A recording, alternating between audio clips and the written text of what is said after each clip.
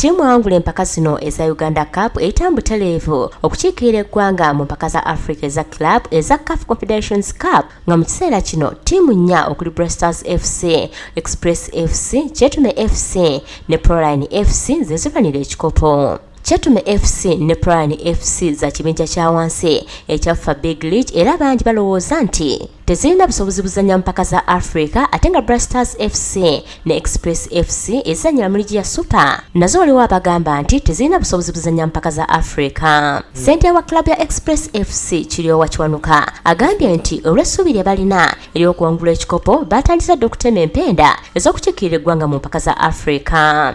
Kakati ffe enteeka zaffe mwenga bwekimanyi olina okukola ebintu bibiri byolina okweteekera omupiira gwogenda okusamba eri n'omupiira gwogenda okusamba wano.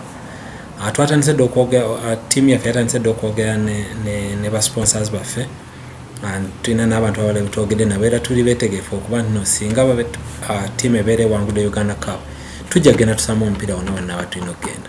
Nakwira Blasters FC Ronald Mutebi ayanjudde enteekateeka ng'alaga balina obusobozi obuzannya mpaka za Afrika singa abeera bawangudde ekikopo. Ttiimu yaffe erina abavujjirizi ensimbi tulina ba sponsors era tusuubira nti bajja kusigala nga bayimiridde naffe okututwala paka obusobozi bwaffe gye buba bututuusizza. Nannyini Proline FC ekibinja kya Fuva Big League Mujibu Kasule naye yeewuunya abagamba nti Proline FC terina busobozi kukiika mpaka za Afrika singa babeera bayiseemu. Ttiimu gye twogerako Proline pozi nga togigoberedde naye kimanyi yagendako e Bungereza terina sponsor wadde n'omu nemalayo weeks bbiri, so tujjako nga gye tugenda bajja kuba basingako awo owala naye nga oba si kyekyo obusobozi bwebuli era tujja kukikolera. Kyetume FC nga neezannyira mu kibinja kya wansi ekyafa Big League nga Proline FC nabo bagamba balina obusobozi obukiika mpaka za Afrika singa aba bayiseemu. Tetulina mbweraliikirivu nti tuyinza okulemwa okugenda ku lukalu lwa Afrika wano kubanga mu byafaayo bya kilabu eno yali etambuddeko ntugitambuza ntugitwala e Vietnam nemalayo mwezi mulamba simanyi bw'obalabalamu zibeera sente mmeka.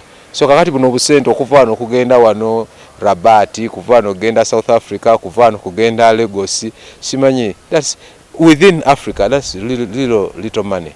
FA ye kikopo tiimu yonna esobola okukitwala so long as beetegese bulungi balina obumalirivu n'obuvumu nga tebakkiririzaamu. Nga 25 omwezi ogujja we tujja kutegeera ttiimu eyeetisse ekikopo kya Uganda Cup okukiikirira Uganda mu mpaka za Afrika eza club eza CAF Confederations Cup.